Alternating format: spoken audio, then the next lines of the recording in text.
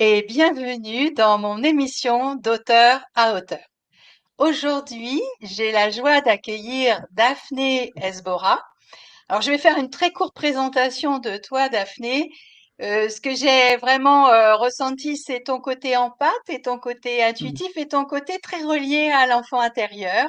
Mmh. Et ce que j'aime beaucoup aussi, c'est l'idée que tu accompagnes, tu as des accompagnements de cœur avec ben, les différentes personnes qui viennent sur ton chemin Mmh. finalement. Et nous allons parler autour du sujet de ton livre qui s'appelle Je crée ma vie aux éditions Le Lotus et l'éléphant. Et en fait, plus qu'un livre, c'est un carnet d'écriture guidé pour trouver l'harmonie. Alors, le thème de Waouh! l'harmonie, c'est un thème qui me plaît bien. En tout cas, bonjour Daphné et bienvenue dans mon émission. Bonjour Patricia, merci beaucoup de me recevoir. Je suis ravie d'être là et bonjour à tous. Exactement. Bonjour à tous et à toutes. Alors Daphné, j'avais envie de commencer par une question d'ailleurs que tu poses à un moment dans ton livre. Mmh. C'est en 3 mots, comment tu te décrirais? Ah ah! Alors, je me décrirais comme, sensible, hem, artiste et dévouée. Ouh, et qu'est-ce que tu mets sous le terme de dévoué? J'ai beaucoup en fait, j'ai toujours eu une grosse, volonté, une détermination et vraiment l'envie, vraiment une envie forte en fait et une envie d'une pu ouais, une pulsion de cœur en fait sur c'est quelque chose que je me mets et vraiment j'ai vraiment cette capacité à me mettre à 100 dans les choses en fait, vraiment, ouais à 100 ouvrir mon cœur vraiment assez fort, on va dire ça comme ça. Ouais. J'imagine que ça a été un cheminement, un parcours pour aller de plus en plus vers cette pulsion de cœur qu'on va retrouver finalement tout au long de ton accompagnement d'une certaine manière dans ton carnet d'écriture. Ah alors oui, oui. Là, on peut dire que je reviens de loin. Et ce qui est assez drôle, c'est que ce livre, enfin on va dire, ouais, c'est vraiment un voyage intérieur, moi je l'appelle. Je l'ai fait en fait et je le continue à le faire, mais ça a été vraiment des étapes que j'ai expérimentées de moi-même depuis, mon plus jeune âge en fait. Et puis qu'après ça s'est vraiment, redessiné comme un petit peu un accompagnement. Mais oui, ça a été, une enfance assez difficile, une adolescence plutôt consciemment l'adolescence assez difficile, très tiraillée, très, pas à ma place, très, je me sentais vraiment pas, «Qu'est-ce que je fais là?» quoi. Je me suis toujours sentie vraiment extraterrestre à cette société, à ce monde, en fait. C'était comme si c'était un décor de cinéma, vraiment. Je peux pas le décrire autrement. J'ai eu vraiment des sensations des fois de me dire: «Mais je suis dans un décor de cinéma», vraiment. Vraiment et toujours tu sais, ouais, à me suradapter à tout autour de moi, à pas écouter, à trop donner. Enfin, voilà, ça a été vraiment, ouais, ça a été un cheminement et ça l'est toujours et ça le sera toujours, vraiment. En tout cas, c'est sûr que ça va faire plaisir à certains de nos auditeurs et nos auditrices qui doivent se retrouver sur ce chemin Mmh. d'être un peu extraterrestre et de vouloir suradapter toujours pour être intégré, être aimé, être Mmh. reconnu, hein. C'est un peu ça finalement ce qu'on cherche Complè tous et toutes. Complètement, ouais. La peur du rejet, enfin la blessure tout ça, c'est des choses, bah, qu'on tu vois, tu reflètes ça enfin, tu le vis à l'extérieur, mais à un moment donné, tu comprends que, ben, tout part, de l'intérieur et que je me crée en fait, enfin, entre guillemets «je», pas mon personnage, mais enfin, tout est créé autour de moi pour vraiment me faire prendre conscience de ça et aller à l'intérieur de moi et me dire: «Mais attends, ce qui est à l'extérieur, ça vient plutôt de l'intérieur. Qu'est-ce que je vais aller voir, pourquoi en fait? Qu'est-ce qui se passe et d'où ça vient?» Et là, moi, ça me passionne, en fait. Ça a toujours été autant que ça pique et c'est challengeant et c'est dur, mais d'aller et tu sais, de comprendre les choses et de ressentir et de voir les liens entre, tu vois, l'enfance et la famille et tout ce qui s'est passé. Ah, c'est vraiment ça me passionne.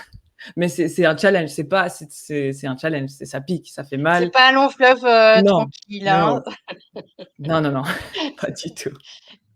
Et alors ta vision aujourd'hui de la vie comme ça et de l'existence, quelle est-elle après ce cheminement et puis ben ces largages finalement de hein, tu vois de vieux sacs de sable ou des choses comme ça. C'est quoi ta vision aujourd'hui? Alors la vision de la vie, waouh! Ça, c'est un gros topic. Ouais, Tu as combien de temps? je sais, mais tu veux bon, tu vas nous donner quelques idées. Je sais bien qu'on pourrait parler des heures sur Ouais, ça, ouais. mais Alors la les vision idées de la principales vie peut-être? Ouais. ouais, alors la vision de la vie pour moi, c'est vraiment alors, bah, la vie pour moi, c'est on va dire un terrain de jeu et de jeu G-E-U et J-E, enfin J-E-U et J-E, vraiment de jeu, pour pouvoir, expérimenter en fait, bah, certains paramètres en fait. C'est comme si pour moi, on avait choisi avant de venir, qu'est-ce qu'on avait envie de pouvoir expérimenter sur terre et puis à ce moment-là, bah, on s'est créé comme un espèce de jeu vidéo, assez évolué quand même, où on se rend plus compte qu'on est, aussi le créateur, mais on est le personnage en même temps et du coup, qu'on rencontre cette telle personne qui va faire que, on fait vit cette expérience et tout ça. Alors on va il y a aussi la question du libre arbitre dedans, par rapport à la vie. Le libre arbitre pour moi maintenant, en fait, hein, dans ma vision, c'est vraiment de la manière dont on perçoit ce qui nous arrive, en fait. Parce que pour moi, il y a effectivement, il y a des choses qui sont, définies, prédéfinies à l'avance, oui, de part de comment on est, où on est, la couleur de peau, la famille, où on vit, enfin voilà, ça c'est des critères qui sont super importants parce que ça va définir, ça va poser un cadre en fait dans notre vie. Et après effectivement, comment on vit notre vie, donc comment on décide, vraiment le regard. Ok, ce qui m'arrive, comment je décide de réagir, d'agir, d'interagir, ça va définir en fait pour moi énormément de l'expérience de notre vie, si tu veux. Qu'on peut pas échouer, non. Moi, je pense que maintenant vraiment on peut pas échouer notre vie. C'est vraiment une école, on va dire, enfin un terrain de jeu, un terrain d'expérience. Et puis vraiment dans le but, je pense vraiment de pouvoir encore plus aller à la rencontre de cette essence, de cette étincelle qu'on est, de cette reliance au tout, tu sais, de l'amour entre nous, entre tous les êtres vivants, ouais, on est tous interconnectés. Et chaque expérience va pouvoir tu vois, nous repositionner, de nous dire, OK, comment je veux prendre ça? Est-ce que je le prends comme ça, avec la peur ou la colère ou le doute, ou je lâche prise avec l'amour et la foi absolue, en fait, et la confiance. Et après, ça nous redirige un petit peu, tu sais, toc, toc, toc. Et puis voilà, après, vraiment dans le but de pouvoir nous aimer un peu plus, nous comprendre un peu plus et aimer les uns les autres et aimer tout ce qui nous entoure, en fin de compte. Ouais. Ah, ça, c'est super chouette. Et forcément, sur un parcours comme ça, il y a monsieur ou madame Lego qui Mmh. va venir, arriver. Et je trouvais intéressant la relation que tu fais entre le mental et l'ego. Là, j'ai trouvé, moi, j'ai une autre manière de l'aborder, mais je trouvais intéressant ta manière d'aborder. Est-ce que tu veux bien partager Oui, finalement cette différence que tu fais entre le mental d'un côté et l'ego, parce que c'est pas toujours facile à définir entre l'esprit, le mental, etc. ouais. Et puis surtout aussi, est-ce que tu fais partie des personnes qui disent il faut tuer l'ego pour être dans son essence, ou au Mmh. contraire, on va plutôt l'apprivoiser, le transformer. Voilà, ça fait deux questions en une, hein. Vas-y, 2 questions en 1. Mais alors c'est drôle parce que ça a été aussi, un questionnement assez important pour moi pendant plusieurs années. On va dire au tout début de ce questionnement-là, c'était vraiment mais moi j'étais en conflit en fait avec l'ego. Je me disais: «Mais c'est pas possible en fait, je peux pas, il faut que je» voilà, comme tu disais, il faut vraiment qu'il se taise et que pour que je sois dans l'amour absolu et la paix comme ça. Et vraiment où le déclic où j'ai eu vraiment où en fait je me suis dit: «Mais attends, pourquoi en fait, il y a déjà même l'idée de vouloir me séparer de l'ego, pour moi, il y avait une dissonance, en fait.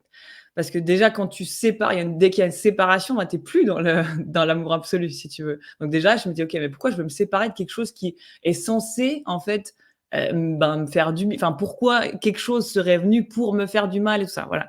Ah et je suis assez analytique aussi là malgré la connexion et tout ça. Et puis vraiment, je me suis dit: «Mais OK». Je me suis posée, puis je me suis questionnée, en fait. À quoi sert l'ego, en fait? À quoi sert le mental? Vraiment d'un point un peu plutôt détaché. Et en fait, je me suis dit: «Mais sans l'ego et sans le mental, je ne pourrais absolument pas faire mon expérience de vie. Donc bien sûr que merci l'ego d'être là et merci mon mental d'être là et on va faire équipe et on va trouver l'harmonie entre nous». Mais maintenant, je veux juste comprendre parce que je me suis dit: il doit être à sa place. Chacun doit être à sa place. Et moi, c'était là où je me suis dit: «Là, l'ego, en fait, il prenait beaucoup plus de pouvoir et de contrôle de ce qu'il devait en fin de compte». Donc pour moi, l'ego, c'est vraiment en fait l'avatar, le personnage. si tu veux. Donc c'est vraiment, bah, par exemple, tu joues à Mario, ton ego, c'est Mario, c'est ton personnage. Et le personnage, en fait, je me suis dit: «Mais OK, mais quel est son rôle, en fait, dans la vie, dans ma vie?» Son rôle, OK, ben, c'est en fait, en fin de compte, c'est de m'individualiser. Et m'individualiser, si tu veux, dans un monde où moi, en tant que tu vois, même dans la spiritualité, où on nous dit il faut chercher l'unité, il faut chercher que l'amour, un, nanana, tout ça. Mais en fin de compte, sur Terre, quand on le vit, c'est assez difficile en fait, parce que l'ego justement, il veut que tu fasses, que tu sois que, enfin, il veut te séparer de tout pour t'individualiser. Donc lui, en fait, ce qu'il va faire, c'est qu'il va te protéger. Et en fait, si tu veux, ben, je me suis dit, mais en fait, waouh, en fait, ok, toutes les croyances que lui, il a générées au fil de ma vie pour me protéger, certes, elles m'ont fait défaut parce qu'elles m'ont bien limité, mais c'était à la base pour me protéger. Donc, ok, cool, merci, en fait, l'ego. Maintenant, j'ai juste plus besoin. Je te donne plus le pouvoir et je te donne plus le contrôle. Merci d'avoir fait ça, mais maintenant, je prends le relais, tu vois. Donc, voilà, c'est un peu le personnage qui, lui, ben, il vit un peu dans son expérience et il est là, da, da, da, il est dans la peur, il est il se réfère à ce qu'il a, aux expériences passées et il se projette avec peur, en fait, dans le futur. C'est comme s'il était là en train de, il avait une vision devant et il devait éviter tu vois, les obstacles qu'il avait devant lui. Donc, bien sûr que lui, il va plutôt agir sur la défensive et te dire, attention, là, fais gaffe. Attends, tu te rappelles ce qui s'est passé l'autre? Attends, attends, attends. Tu vois, il va créer plein de choses et des croyances qui vont juste, en fait, te forger, et ça, c'est souvent ce qui se passe dans l'enfance, hein, te forger une espèce de muraille autour de toi et qu'au bout d'un moment, bah, tu vois plus rien, quoi. Tu es là, mais attends, j'arrive même plus à respirer, je vois plus rien, je suis plus du tout. Attends, hey, laisse-moi, tu vois. Et c'est à ce moment-là où on se dit, ah, il faut déconstruire les croyances et tout ça. Après, le mental, moi, où j'ai fait une différence, c'est que le mental, je le vois plus comme, on va dire, l'ordinateur, la machine, si tu veux. La machine à travers laquelle, en fait, les informations peuvent me parvenir, en fait. Parce qu'il y a tellement d'informations autour de nous tout le temps, il y a tellement d'énergie, enfin, d'informations, qu'en fait, pour moi, le mental, en fait, c'est celui qui va juste, OK, les informations passent à travers le mental, après dans notre corps et tout ça. Donc même tout ce qui est intuitif, bah, ça passe par notre corps, en fait. C'est parce que sinon, enfin, tu vois, ça passe par le mental et le corps pour venir là. Donc, sans le mental, l'ego, bah, je peux pas, en fait, je peux rien faire. Sur Terre, ici, ok, si je me décorpore et je meurs, mon âme, bien sûr qu'elle a plus besoin du mental et de l'ego. Mais ici, c'est ce qui se joue. Donc, et je vais jouer avec ça. Tu vois, et j'ai commencé à vraiment pouvoir apprendre beaucoup de détachement là-dessus. Et de même, tu sais, avec un regard un peu, je me marre un petit peu des fois quand je vois ce qui se joue. Tu sais, l'ego, je dis, ah ouais, là, c'est drôle quand même. Merci, mais là, c'était pas mal. Tu vois, puis je sens quand tu vois, bah, je, entre guillemets, laisse prendre un petit peu le pouvoir à l'ego. Mais entre guillemets, il me veut pas de mal. Il nous veut pas de mal, en fait. Il essaye juste de nous, dans son illusion qu'il y a une arrivée, il a juste le rôle, c'est de t'amener au point d'arriver, sain et sauf. Tu veux, donc tout ce qui pour lui est synonyme de danger, bah, il va essayer de t'écarter au plus vite, tu vois, de créer des croyances en disant non, ça c'est pas bon, tu vois, parce qu'on l'a vécu ça, attention, tu vois. Donc son rôle c'est ça. Et le mental pour moi c'est le rôle de bah, l'ordinateur, voilà, un peu l'ordinateur qui va synthétiser les informations que tu vas recevoir en fait autour de toi, si tu veux. Mmh. Un peu. Je sais pas si c'est très clair. Oui. Mais... Si, si, c'est très clair, d'où l'importance de pouvoir développer en fait un sentiment de sécurité intérieure qui Mmh. finalement déplacerait le focus sur voilà, j'ai peur, mais en même temps, au fur et à mesure de mes expériences, je vois que j'ai appris, je vois que j'ai développé des choses, je vois, et donc je comprends ça et ça me fait vivre les choses autrement. Je deviens un Mmh. peu plus maître de mon bolide finalement. Ouais. C'est un peu ça Exactement. l'idée. Ouais, Mm. exactement. C'est plutôt maintenant, j'en suis vraiment on va dire à l'étape à vraiment expérimenter le fait de descendre en fait les connaissances vraiment mentales au cœur. En fait, de vraiment redescendre ça et de le vivre vraiment à travers le cœur. En fait, un peu descendre vraiment, ouais, tout ce que tu vois, tu penses, tu crois, là, là, là, ok, vraiment les intégrer et les vivre à travers le cœur, en fait. Donc ouais, Mm. comme tu dis, c'est vraiment ça. Ouais. Et de l'ego à égoïsme, ça m'aide à faire une transition, parce qu'il y a une partie qui, sur le cheminement, est super important, c'est-à-dire de se prioriser, c'est ce que tu dis d'ailleurs aussi à un moment, hein, dans une des étapes, se prioriser, s'occuper de soi, et c'est pas égoïste en fait. Et en quoi Non. de ton point de vue, si important de se placer au centre?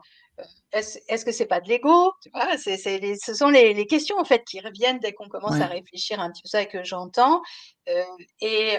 Pourquoi c'est si important que ça de se placer avant? Est-ce que ça veut dire forcément qu'on oublie les autres?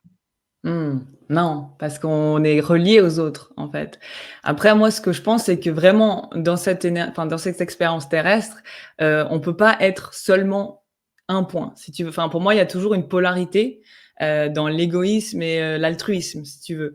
Donc il y a quand même toujours sur terre, pour moi, une dualité et il y en aura toujours. Enfin, à moins que vraiment, ouais, je sais pas, hein, il y a vraiment une ouverture de conscience ou autre et ce qui est en train de se passer, hein, mais il y a vraiment toujours il y a cette dualité, en fait. Si tu veux, il y a le soleil, il y a la lune, il y a le blanc, il y a le noir, il y a toujours l'opposé. Pour moi, c'était vraiment, surtout, en fait, quand on commence, en fait, ce cheminement spirituel ou de développement personnel, il y a tout de suite te dire: «Ah, il faut être que blanc et je veux plus être noir» et en fait, moi, je l'ai vécu ça vraiment assez dur parce que je me suis dit: «Mais» en fait, j'étais en train de vraiment rejeter une partie de moi, en fait, qui était, enfin, «dans l'ombre» entre guillemets, mais qui avait juste, en fait, besoin, quand j'allais à la rencontre de ces parties-là, d'être mise en lumière et d'avoir enfin, de l'amour pour soi, si tu veux. Donc, en fait, se mettre en avant pour moi, c'est vraiment, prendre notre place en fait, prendre notre place au niveau du cœur, vraiment dans le c'est même pas une histoire de place dans la société ou quoi, parce que ça suit après si tu veux, mais prendre une place en disant, être conscient de qui on est, vraiment être conscient, c'est peut-être ça, c'est mon conscience ou, se relier à soi parce que moi vraiment j'avais toute ma vie, je me suis dit: Je me sens pas à ma place, je sais pas, tu vois? En trop, je me sens en trop, je me sens pas à ma place, et à un moment donné, je me suis dit: «Mais en fait, il y a pas de place à prendre parce que enfin, je suis là et tu vois? J'existe et je suis là» et en fait, c'est simplement à me remplir moi-même, si tu veux. Parce qu'après, aussi, moi, ce que je suis tombée, c'est aussi dans le syndrome du sauveur. Donc en fait, avoir tout le temps, bah, voilà, je donne aux autres, vraiment, je suis là pour toi, mais en contrepartie, bah, j'aimerais bien juste que tu m'aimes, tu penses que je suis cool, tu vois? Ou, tu penses tu m'aimes bien, tu vois? Donc en fin de compte, quand je me suis rendu compte, mais en fait, attends, est-ce que c'est vraiment authentique ce que je suis en train de faire ou pas? Non, en fait, parce que j'attends un retour, tu vois? Donc quand même, tu vois, de te dire: «Moi, j'aide, pour être super gentil et tout ça», mais tu à profusion, tu penses plus à toi, tu dénigres ton corps, enfin, tu vois, plein de choses. Ben, ouais, peut-être que tu es en train justement de combler un manque, tu vois, de reconnaissance et d'amour de toi, en fait, à travers le regard des autres. Moi, je l'ai vécu comme ça très longtemps, en fait, dans mon adolescence, en suradaptant et tout ça. Donc au moment où je me suis dit: «OK, en fait, c'est la même chose qu'on parlait de la dualité. Quand je donne, en fait, entre guillemets, je dois être capable de recevoir aussi pour avoir un cycle. Et moi, c'était très difficile pour moi de recevoir, en fait, de demander de l'aide et de recevoir vraiment. Oh, ah non, mais attends, je pense pas que je mérite. Non, non, mais non, non, mais c'est pas grave, mais garde, garde, tu vois. Alors qu'en fait, moi, je donnais à profusion. Donc, au bout d'un moment, ben, le problème, c'est que déjà, bah, toi, t'es vide, tu vois, et t'es plus ancré en toi, en fait, t'es plus conscient de ta propre valeur aussi. Tu es plus conscient de ton amour propre, en fait, parce que comme si, bah, t'oubliais, en fait, tu t'étais invisible et transparent et sans vraie valeur. Donc quand, bah, je me suis rendu compte qu'en fait, plus moi, je me donnais de l'amour à moi, plus moi, je me reconnaissais, avec de la valeur, tu vois? Plus moi, je prenais ma place, je m'ancrais et j'étais fière, tu vois? Ça a rien à voir avec l'égoïsme que tu disais, mais c'est une prise de c'est un amour de soi et plus, en fait, bah, la relation avec les autres était saine et plus, en fait, je pouvais donner, sainement et donner authentiquement. Donc là, après, je me suis dit: «OK, bah, en fait, ouais, ça part de moi, en fait. Sans mon amour-propre, je ne peux pas, donner, authentiquement aussi». Mmh. Oui, ce sont des beaux messages qui font du bien, au cœur, ça c'est Mmh. sûr, hein, ça c'est sûr. Il y a un autre aspect que alors il y a plein d'aspects, hein, dans le livre, vous verrez c'est un vrai voyage, il y a des Mmh. exercices, Ouais. il y a des méditations guidées aussi que vous pouvez écouter grâce à un QR code, heu et il y a un moment Heu, il y a comment on sait qu'en fait on est sur un bon chemin? Parce que il y a des idées qui disent: «Tout doit être fluide, ça doit être, facile, aisé» et puis il y a d'autres idées qui disent: «Ouais, mais non, mais si tu rencontres des difficultés, c'est peut-être que c'est bon, tu les dépasses, tu gagnes, en je sais pas, en confiance, en ce que tu veux». Il y a vraiment plein d'idées sur le sujet. J'aimerais bien connaître, ton point de vue aussi sur ce Ouais. sujet-là. C'est dis alors, est-ce qu'on est bien sur, tu dis bien relié à l'intuition ou bien connecté, c'est ça?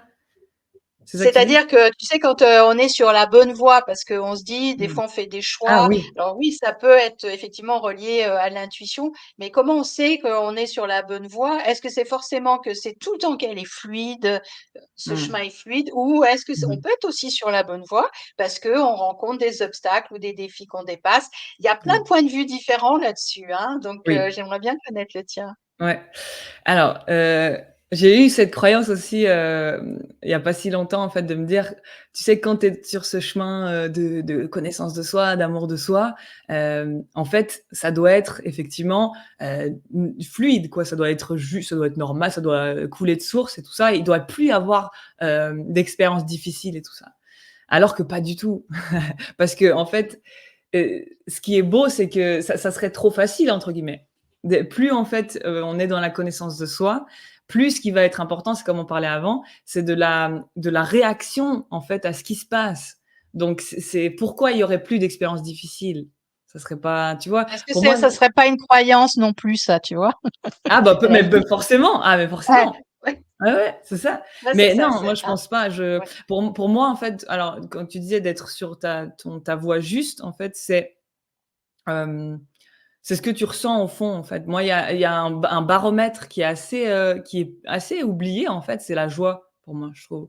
Ou alors peut-être qu'elle l'est, mais je l'ai pas, voilà, mais je dis la joie pour moi quand je par exemple, pour prendre une décision ou quand je sais que je suis sur le bon chemin, c'est vraiment une énergie où je me sens bien, je me sens joyeuse, voilà, je me sens quand je suis sur la bonne voie, c'est que je me sens joyeuse. Après, ça veut pas dire que quand j'ai une, tu vois, comme tu dis, une épreuve, que je sois pas sur la bonne voie. Non, moi je le vois comme: «OK, j'ai une épreuve devant moi, mais comment je décide de réagir là-dessus?» en fait. Et après, tu vois, c'est un peu l'après coup. Comment tu décides de réagir et ce qui se passe après, tu vois? Est-ce que ça continue à bloquer?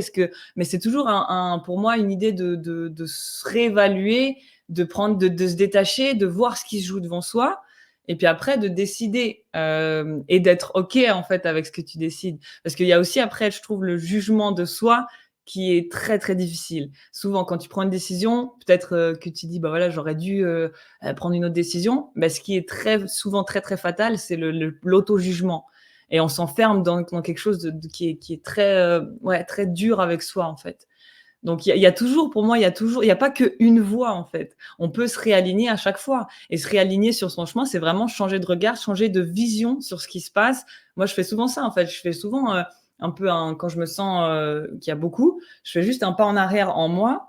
Tu vois, je suis vraiment, dans l'instant, j'essaie de me connecter sur la respiration, fermer les yeux, voir et en fait, je me visualise la situation que je suis en train de jouer comme si j'avais des Playmobil devant moi. Qu'est-ce qui se joue? OK, je respire, je suis dans l'instant, qu'est-ce qui se joue? OK. Et après là, en fait, je ressens, moi, je me connecte et puis je ressens, bah, des émotions, en fait, des ressentis, et puis après je prends une décision, si tu veux. Mais c'est important, en fait, pour moi d'avoir ce détachement, en tout cas pour moi, hein, peut-être ça va pas aux autres, mais de vraiment avoir ce détachement et de voir ce qui se joue et d'en fait, de décider de comment je vais réagir, en fait. Mais pour moi, la joie, effectivement, c'est un point très, très important. Est-ce que ça te met en joie? Est-ce que ça te fait vibrer? Tu vois? Parce que là, tu es sur le bon chemin ou c'est sur quelque chose qui est juste pour toi, en tout cas à ce moment-là. Oui, ça je trouve que c'est un très bon indicateur. C'est en fait, Mmh. on peut tout créer Mmh. finalement, sur cette planète, et on peut créer les choses, des fois les pires comme les choses les meilleures, en interaction avec d'autres et la joie, bah, du coup, Exactement. c'est est-ce qu'on a envie d'aller vers des choses qui sont joyeuses? Donc je trouvais que c'était, vraiment, bien amené et avec beaucoup de délicatesse dans ton livre en fait, hein, dans Mmh. ton carnet Merci. pratique. Je t'en Ouais. prie. Ouais. Alors j'ai une autre question, donc là, il y a des exercices aussi et à un moment, tu parles, des lunettes magiques. Ah! Et je trouvais que c'était sympa, l'idée de voir sa vie avec des lunettes magiques. Qu'est-ce qu'on est censé faire ici? Ouais, bah, c'est exactement ce que je dis, en fait. C'est marrant parce que c'est la vision, si tu veux, de à laquelle, on regarde sa vie. Parce que moi, ça m'a beaucoup aidé aussi sur mon chemin. Tu sais, quand on vit notre vie, ben, on le vit, tu vois, pleinement, à la première personne, on vit nos trucs, nos émotions très fortes, des hauts et des bas et des épreuves et tout ça. Et souvent, on change un peu la réalité, tu vois, dans ce qui se passe. On exagère ou des choses comme ça, mais on le vit pleinement. Et on fait rarement un point en arrière, déjà pour voir tout ce qu'on a, tu vois, tout ce qu'on a cheminé. Souvent, on est là, ah purée, mais j'ai l'impression d'être au point d'avoir, d'être toujours au même endroit, tu vois, de pas avoir évolué. Souvent, tu vois. Alors que regarde, il y a 10 ans en arrière, s'il te plaît. Regarde, essaye de te remettre simplement dans la peau que tu étais il y a 10 ans en arrière, mais tu es déjà dans c'est presque une autre vie. Tu vois? Même 5 ans en arrière, même 1 an en arrière. Donc en fait, de prendre, un pas, d'être un petit peu le tu vois, le créateur, l'auteur, de prendre ton papier et de redécrire, en fait, retranscrire l'histoire de ta vie. Je trouve ça vraiment phénoménal. Enfin, tu vois, l'idée de vraiment retranscrire comment, en fait, tu verrais ta vie et comment tu as envie vraiment de la voir, si tu veux, avec tes lunettes à toi. La magie, qu'est-ce que OK, cette épreuve-là, mais qu'est-ce qu'elle t'a apporté 10 ans en arrière? Regarde maintenant, en fait, la pétale, enfin la fleur que ça a germé. Regarde ça. Et tu pensais que c'était vraiment le bout du monde quand tu étais en train de le vivre. Mais là, ça a éclos quelque chose de magnifique. Tu vois? Regarde comment maintenant où tu en es. Donc vraiment, en fait, de faire les liens entre les épreuves et comment, ben, où on en est, est-ce que ça a germé vers nous et tu vois, le positif dans le négatif. Je trouve ça vraiment important. Tu vois, il y a toujours pour moi un positif dans le négatif, dans l'épreuve. Il y a toujours une solution au problème. Mais est-ce que tu arrives à le voir maintenant, tu vois, avec un peu de détachement? Tu vois, de retranscrire ça, je trouve que ça te donne vraiment une espèce de, bah, ouais, de fierté, d'ancrage, tu vois, de plein pouvoir, d'amour propre et de vraiment aller, enfin, éclate-toi, en fait, retranscris ça et fais des liens avec tout ce qui s'est passé. Je trouve ça cool comme chose. Oui, et on retrouve, ce côté cool, ludique, à Ouais. plein d'endroits en fait, dans ce guide, dans ce petit carnet, dans voilà, à partir de l'écriture intuitive en fait, hein. Mmh. C'est ça Oui. qui est aussi intéressant. Est-ce que tu peux, nous dire en quelques mots ce qu'est l'écriture intuitive pour ceux ou celles qui connaîtraient pas trop? Ouais. Alors pour moi, je vois un petit peu, tu sais, cette plume quand on écrit qui est reliée en fait au cœur et qui au cœur relié au tout. Donc c'est vraiment en fait l'écriture intuitive, c'est une manière en fait de se connecter, ouais, je fais avec la main, mais c'est une manière de se connecter à soi et aux autres, ouais, comme si une médium se connecterait à, tu vois, avec, enfin un canal différent, mais c'est un canal pour se connecter à soi, on va dire. Moi je le faisais très très jeune en fait. Maintenant que j'ai fait, tu vois, un petit peu le retour sur ma vie, à 10, 11 ans, j'étais dans ma chambre et j'écrivais des mots, tu vois, des mots d'inspiration, de motivation, très jeune, alors que je comprenais rien. Enfin, tu vois, je me disais: «Mais pourquoi j'écris ça? Espoir, espoir, espoir», et je réécrivais comme ça. Je faisais de la calligraphie et tout et je comprenais pas, tu vois? Et au fil de temps, l'écriture, elle a vraiment été importante pour transmuter des souffrances, pour avoir des éclairages et tout ça. Et puis, à un moment donné, j'ai commencé à écrire avec l'intention, vraiment une intention, bienveillante pour le monde. Je sais pas comment le décrire, mais c'était vraiment: «OK, si je peux, ben, transmuter moi ce que je ressens avec l'écriture, est-ce que je peux aider les autres, en fait? Est-ce que je peux apporter cette énergie au monde?» Et là, j'ai commencé à écrire, vraiment à 18, 19 ans assez, consciemment. Et tu sais, j'écrivais des textes comme ça, ta ta ta ta ta, et tu vois, je me posais, j'écrivais un texte, je savais plus ce que j'écrivais et c'était un texte vraiment, que maintenant, 10 ans après, je relis puis je suis là: «Oh!» Là, ouais, en fait, quand j'écrivais, j'avais rien compris et là, je comprends ce que j'ai écrit, tu vois? Donc c'est, on va dire, un moyen de se relier à soi, et au tout, si je peux dire. Mmh. Et il y a plein de moments justement dans ton livre où on peut, avoir ces moments d'écriture intuitive. Mmh. Est-ce que tu pourrais, nous guider un petit exercice pour se centrer et justement être dans les meilleurs états d'esprit ou voilà, meilleur état d'être, pour pouvoir se relier à l'intuition et laisser, faire cette écriture intuitive? Ouais. Alors déjà, je pense que c'est important de pas se mettre de pression, de pas, avoir d'attente de pas se dire tu vois, je suis nul, j'arrive pas, je suis pas intuitif, je suis pas ci, je suis pas ça. Déjà ça, c'est assez, ça te met dans une énergie qui va être un petit peu coinçante, si je peux dire. Après, ce qui est important aussi, c'est d'expérimenter beaucoup. Et puis, alors moi, ce que je conseillerais au début, c'est vraiment de se poser. Puis d'ailleurs, je l'ai mentionné avant, mais de se poser vraiment tranquillement, vraiment quand tu te sens bien et tu te sens déjà que c'est quelque chose qui t'attire ou tu te sens que c'est le bon moment. Moi, je sens toujours, ok, là, ouais, faut que je prenne mon papier maintenant. Là, c'est le bon moment. Et tu vois, déjà, tu te dis, est-ce que c'est le bon moment de te poser et de vraiment commencer avec un bon exercice de respiration. Ça, pour moi, c'est le meilleur, enfin, un des meilleurs moyens pour être dans l'instant présent. Je parle aussi de l'instant présent dans le livre parce que pour moi, il est primordial l'instant présent parce que c'est vraiment, on va dire, ce point central neutre qui va pouvoir te permettre de recevoir, en fait, d'être en connexion. Si t'es pas dans l'instant présent, tu es dans le passé ou dans le futur. Tu vois, dans le futur et tu es dans la peur ou la projection. Donc là, c'est compliqué. Tu vois, c'est l'ego qui prend le dessus. Donc dans l'instant présent, l'ego, il se dissout, il a plus de pouvoir. Donc tu es dans l'instant et tu es dans la neutralité, puis tu peux en fait plus facilement recevoir, on va dire. Et puis vraiment donc, dans la respiration, tu peux vraiment faire tu vois, des longues respirations, 3, 4, 5 fois, remplir le ventre, tu vois, poser, être dans une sorte de relaxation, vraiment. Et puis, alors, il suffit souvent tu prends ta feuille et moi, c'est souvent, un mot, tu sais, qui vient. Donc un mot, OK, tu écris ton premier mot, même si ça te semble complètement farfelu et après, en fait, tu fais confiance, enfin, tu continues, tu laisses aller. Il y a au début, forcément, il y avait des pensées qui vont venir, c'est pas grave, tu te recentres, tu vois? Respire, vraiment dans la respiration. C'est simple, hein, c'est pas quelque chose de compliqué, vraiment, mais ça doit te parler, ça doit te donner envie et ça doit être un appel du cœur, si tu veux. Et vraiment important de pas avoir d'attente ou tu vois, peut-être une fois, ben, tu vas écrire 2 lignes, OK. Peut-être une fois, tu vas écrire 3 pages, OK. Peut-être, tu vois, si ça va rien venir, mais il y a pas de, tu vois, d'attente ou quoi. Mais je partirais vraiment sur quelque chose de plus, tu vois, si ça te dit allume une bougie, tu vois, vraiment dans une sensation de relaxation et vraiment d'être dans l'instant, vraiment dans l'instant présent. Avec la respiration. D'ailleurs, à la fin, je crois que j'ai une méditation pour faire vraiment se relier et puis faire donc voilà, après, c'est pas obligé de faire une méditation tout le temps, tu vois? Donne-toi pas des rituels à faire, tout le temps. Non, c'est vraiment tranquillement. OK, ça vient pas. C'est quelque chose d'assez simple pour moi maintenant. Bah, j'ai vécu, hein, tout ça, ces rituels. Oh, je peux pas écrire sans que j'ai pas fait un rituel et tout ça, ça m'enfermait dans quelque chose. Non, relie-toi. OK, demande simplement si tu te sens la présence, une présence protectrice, OK, si tu le sens. Si tu le sens pas, tu vois, essaye, expérimente. Vraiment, expérimentation dans la simplicité et fais-toi confiance. Vraiment, faire confiance. Il y a pas de juste, il y a pas de faux. Tu vas expérimenter de toute façon. Mais c'est quelque chose pour moi qui doit t'appeler, ouais, qui doit te titiller, de vouloir faire ça, ouais. En tout cas, merci Daphné pour ta générosité et puis ces précieux conseils. On arrive à la fin quasiment de notre émission. Donc, je repartage voilà, la page de couverture de ton livre. Donc, Je crée ma vie, un carnet d'écriture guidée pour trouver l'harmonie.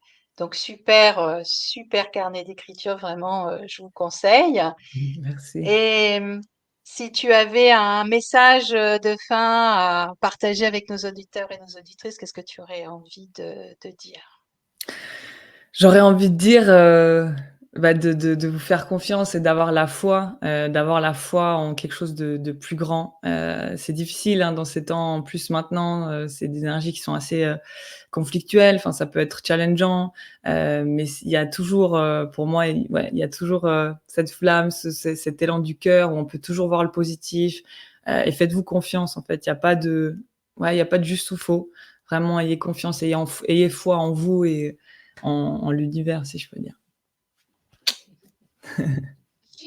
Merci beaucoup, Daphné. C'était un plaisir Merci. que d'échanger avec toi. Merci Patricia. Bah ouais, ça a passé très vite. J'ai adoré.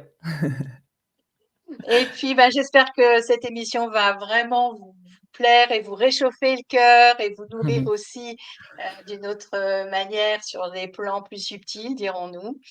En tout cas, je vous souhaite une belle fin de journée ou une belle soirée en fonction du moment où vous écouterez l'émission. Et puis, on se dit à la prochaine fois. Au revoir tout le Ciao tout monde. le monde. Bisous.